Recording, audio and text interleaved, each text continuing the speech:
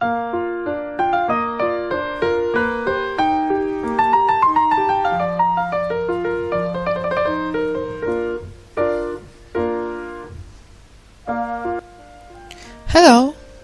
Today we are weaving a hat. Finally, I found a weaving technique perfect for hair weaving. It has taken me 5 years to find it. It is a good luck that this particular weaving technique allows creating a hat suitable not only for decorative purposes, but for wearing in summer as well.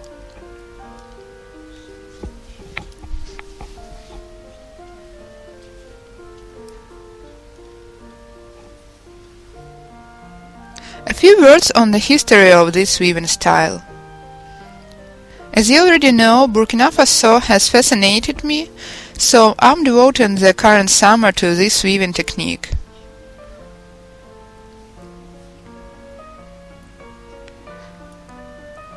One of the items I'd like to recommend is such an airy hat.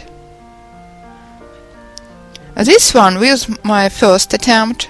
As you can see, I've used thin tubes for it, rolled of 5 cm, about 2 inches wide newspaper strips on a knitting needle number 1. This was my first attempt, so I was weaving it with almost no base form. I was using a soft base, just trying the workpiece on.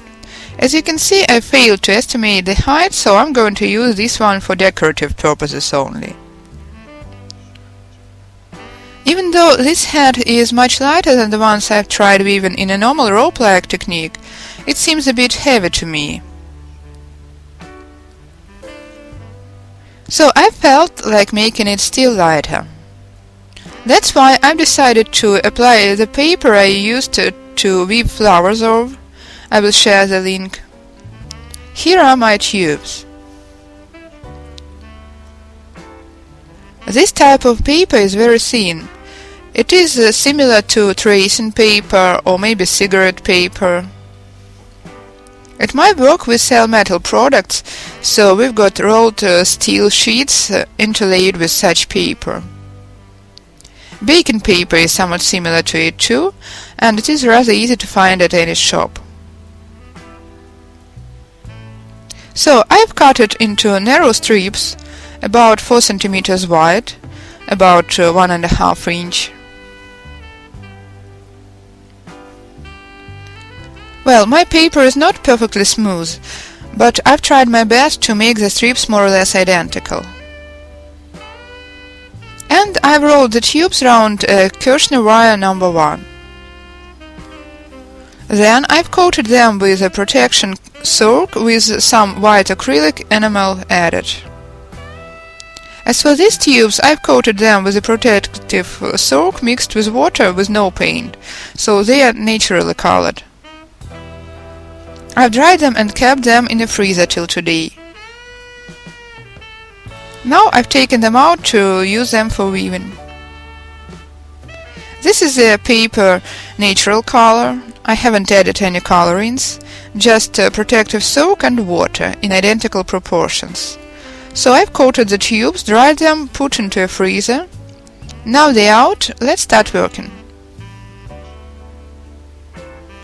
Based on my experience with this hat, I've already shown to you, I dislike the resulted shape. I've decided to make a more rigid form.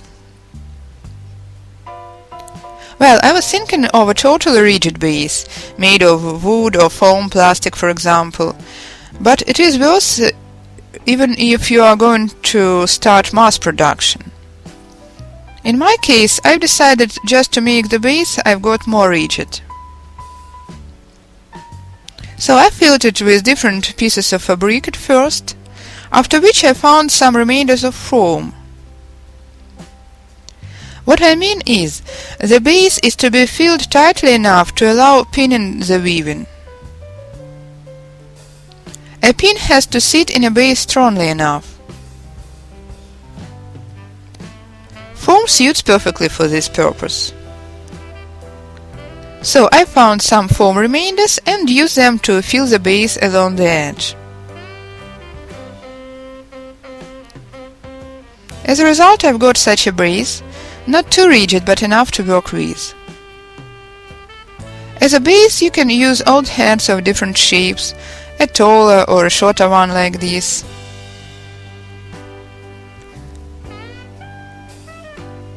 I personally prefer this taller one. So let's weave our head based on it. Start in a normal Burkina-faso weaving technique.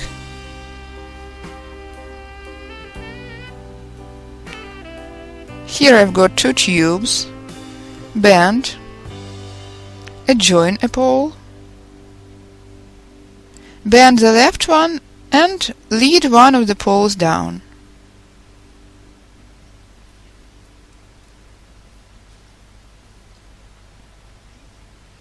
Here I apply such a technique, bend the adjoined pole once more,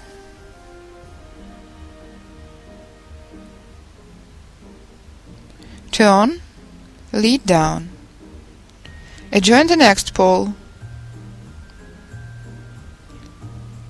bend the pole, lead down.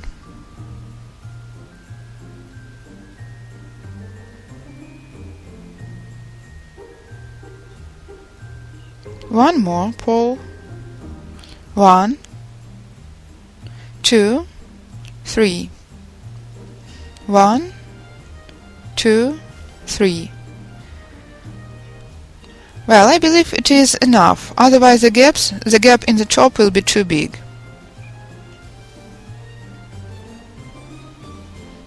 As a result, I'm getting such a dense top.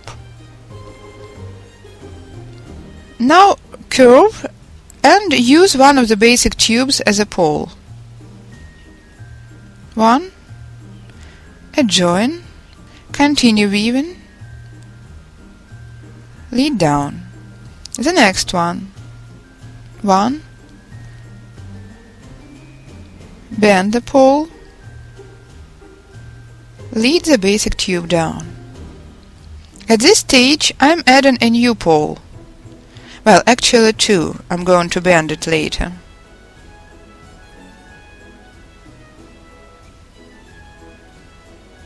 Adjoin the pole, bend, lead down.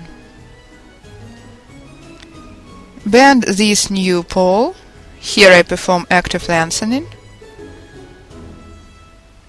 After which I pull the next pole closer and interweave it.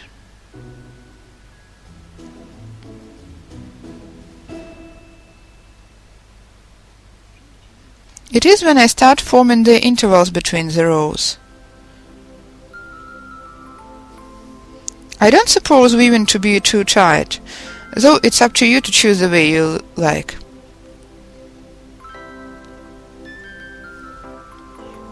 Take one more pole, lengthen, 1, 2, bend it to avoid these tails sticking out. In the following rows, I'm going to add poles one by one.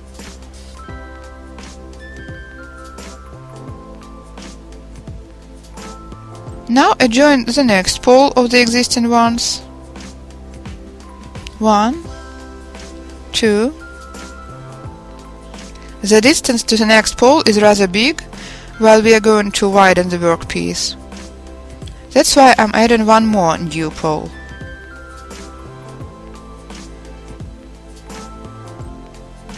Bend it in the same very way. Adjoin the next existing pole. Continue weaving this way, adding a new pole between every pair of poles in the first row and in the following rows where necessary. This way you can weave on a surface for a while. At this stage I'm adding one pole without bending it into halves. This way I get the poles longer, which presupposes less lengthening. Don't be distracted by these tails. I'm going to cut them off after the first layer of varnish, which will make them almost invisible.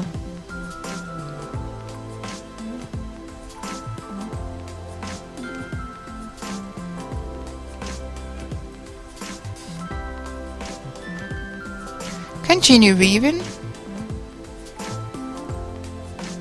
Add in one pole where necessary. I just join a new pole. Well, actually you can add new poles this way from the very beginning. It's up to you to choose the way you prefer. As for me, I dislike it when the pole tails concentrate in the very center. As for further weaving, I'll just cut them off neatly. That's why it is not too crucial. 1, 2, lead down and add a new pole by me joining.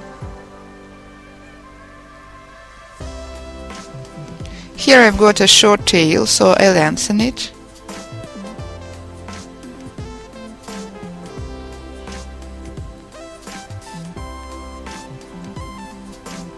One,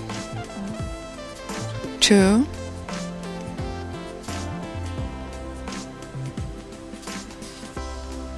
one, 2,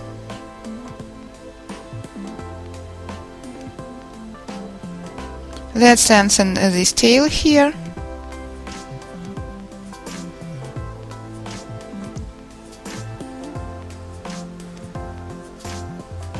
The distance to the next pole is too big, so let's lengthen this pole too.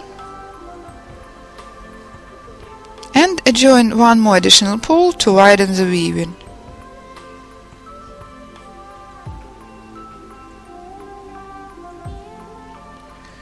Cover the upper tail, tighten. Here I've got a short tail too.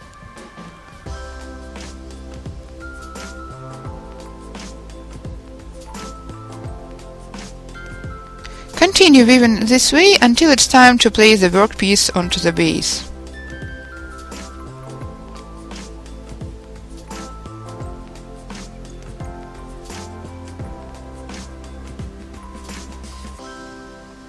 It is important to place it in the very center and pin the workpiece to the base in a few points. This way we weave the very beginning, the head top. Take a look, please. You can see the points of adding new poles very well.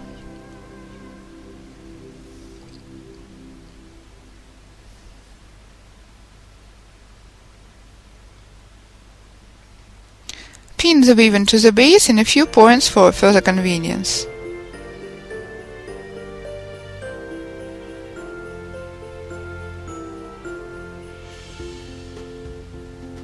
The weaving is pinned to the base. Continue lengthening the poles where necessary in accordance with the base form.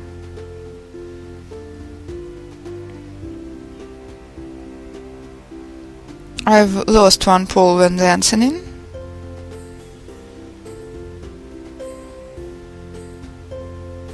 Got it.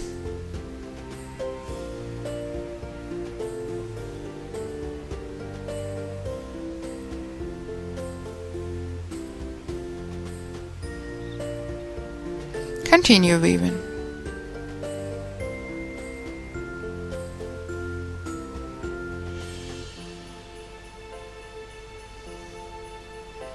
Here I've got to add a new pole too.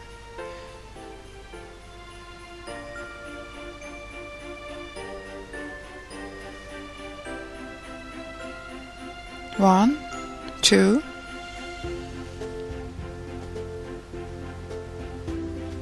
Well, sure, it would be more convenient to weave based on a more rigid form.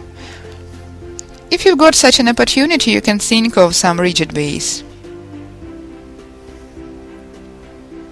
As for me, I'm currently using this option. In order to add new poles at a more or less equal intervals, I calculate. For example, you can add a new pole after every 5 or every 3 coils.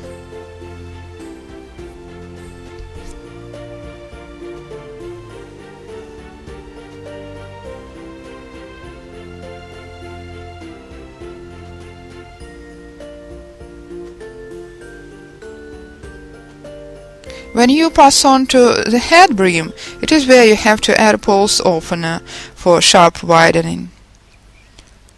Currently, I believe lengthening after every 5 poles will be quite sufficient. So, continue weaving spirally, adding new poles where necessary. The top has been woven. I'm shifting the pins for more convenience.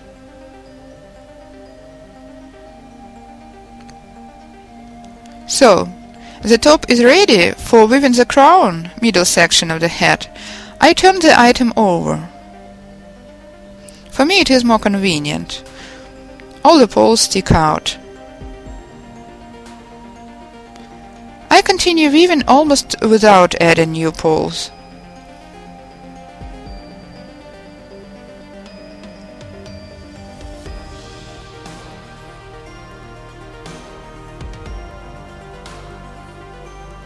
Here I've got to lengthen the pole to avoid inconvenience when weaving with a short tail. 1, 2, 3. I add new poles only in case I see it is inevitable, when the intervals between the poles are too big. Well, maybe I'll add a couple more poles before I pass on from the horizontal to the vertical weaving.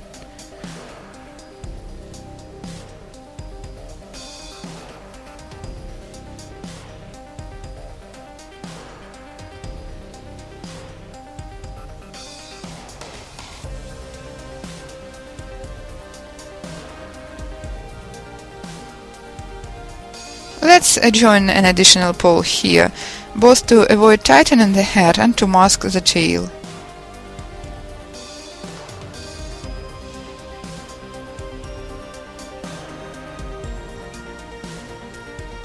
Where's the pole? Here it is. Lead down. The next one. Lead down. Keep the intervals between the rows smooth. Lead down and join the next pole.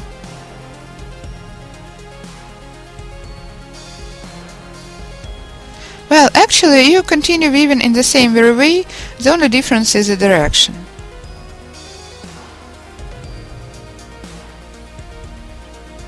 Here I'm going to lengthen 2 poles. So, the crown has been finished. It is time to pass on to the brim. Let me tell you a few words on how I've calculated the number of poles to add experimentally. Here, in my first attempt, I've added new poles after every existing pole. You can see it waving, which complicated the process of weaving. So I realized it was too much. In this head I've added new poles after every 3 existing ones.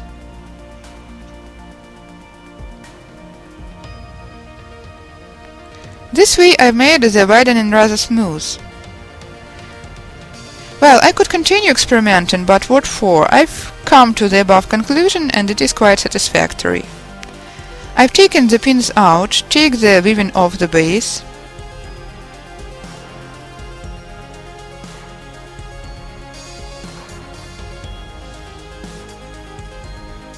Continue working, adding new poles after every 3 existing poles.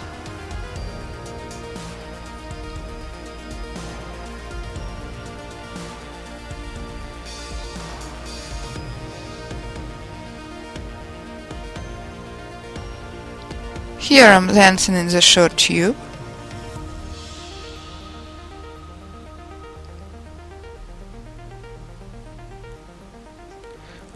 Now I'm adding a new pole by mere joining.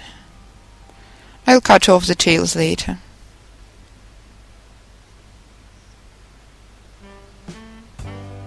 So this was an additional pole, so let's count. 1,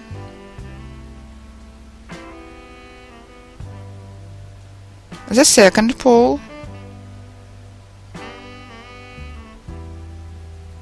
the third one,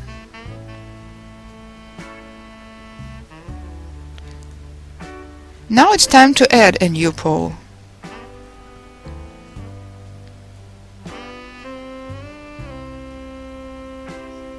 And count again. 1, 2, just normal lengthening.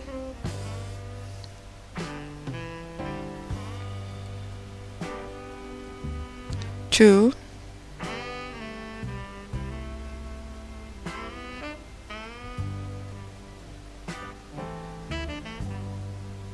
3.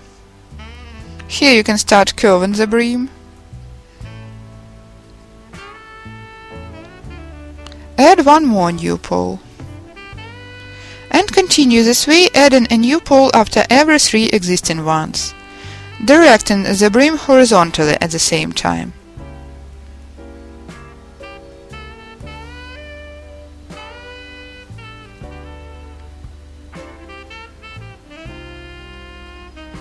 I'm getting a hat like this. The only thing left is to finish it. I've woven 4 rows of the brim.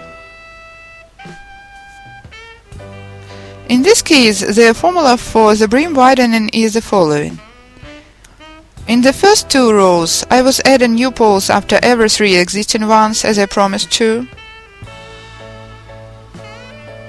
And I've woven 2 more rows with no additional poles. As a result, I've got a rather narrow brim. Now I'm weaving the last row. It has happened so that I've got very few tubes left, so I had to cut the remaining ones into halves. So in the last row I can cut pieces of the existing poles to save the reserve of tubes left.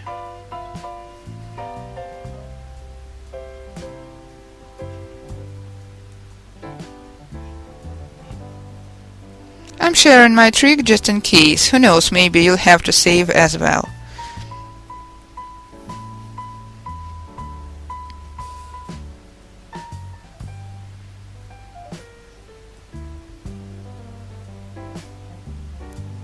Here I don't need any additional poles. I just have to lengthen the working tubes I'm going to weave with.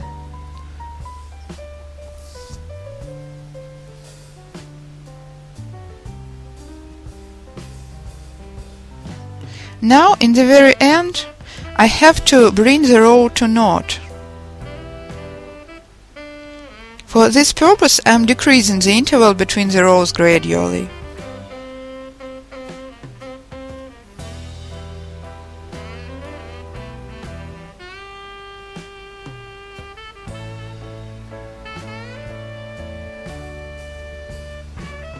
Minimize the interval.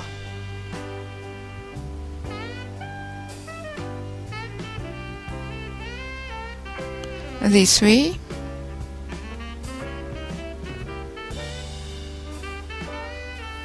Pull the last row still closer to the previous one. Well, you can already lead this tail here neatly.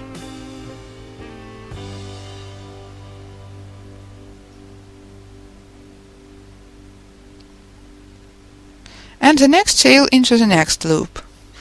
Let me show you. I mean, you've reduced the interval between the rows to nothing gradually. Now let's tuck the working tube tails in. Lead the working tubes under the last row from the wrong side.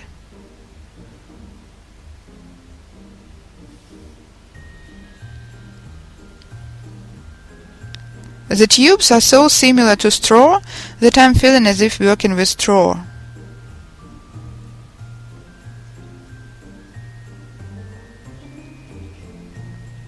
Here is the last tail I have to hide.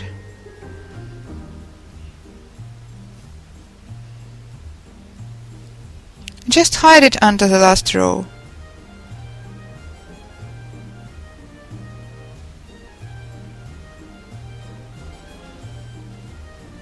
Let me see.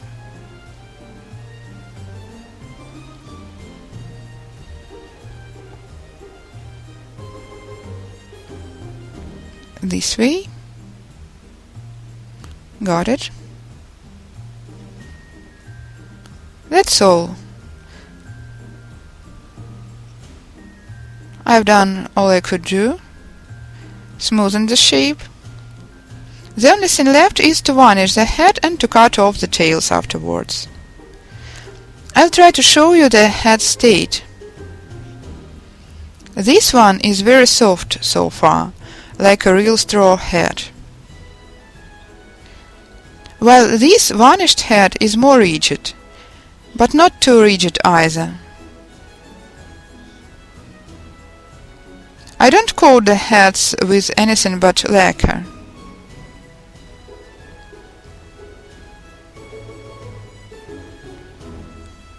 I'm going to cut off the tails later, after the tube joints get fastened well enough.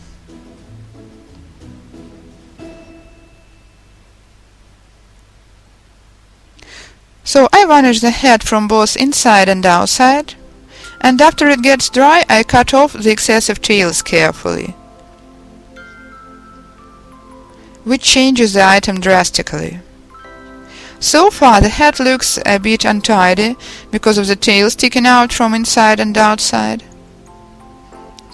After trimming the tails, the head looks completely different.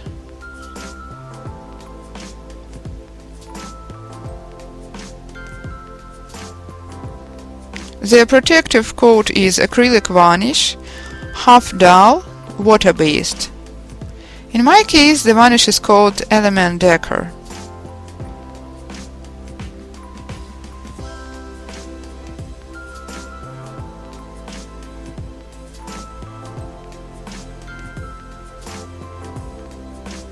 After the head has gotten dry, it has become more rigid, and I can cut off the tails with no fear. So the next stage is trimming the head by cutting off the tails left after pole lengthening.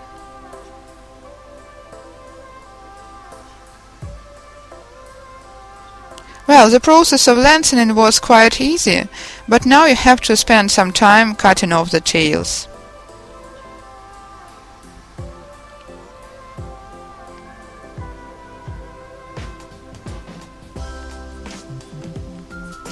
It is very convenient to cut off the tails with the help of such nippers. I've bought them at a shoemaker store, one of my favorite shops lately, as they've got plenty of useful things like rivets, etc.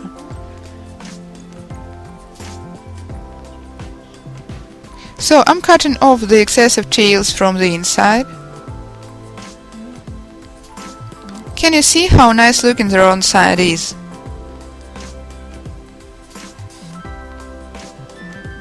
After you finish with the inside, pass on to cutting off the tail sticking out from the outside. I take one of the sides and cut off all the tails. You can move either top down or bottom up, or randomly, no matter.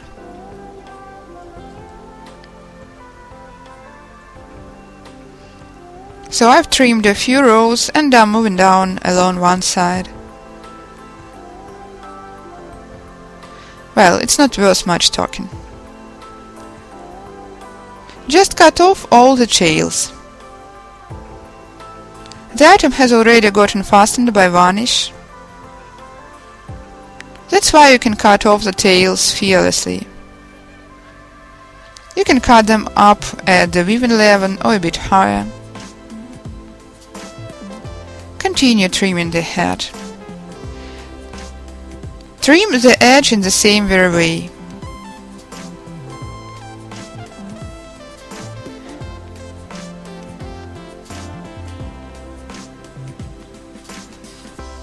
Be careful, don't cut the proper row. Cut only the tails at the trunk.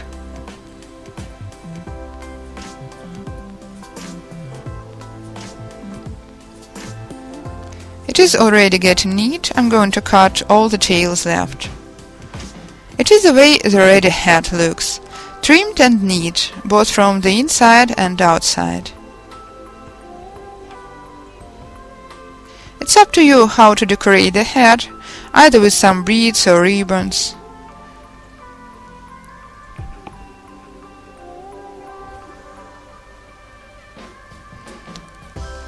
I'll share the link to the source of recommendations for decoration.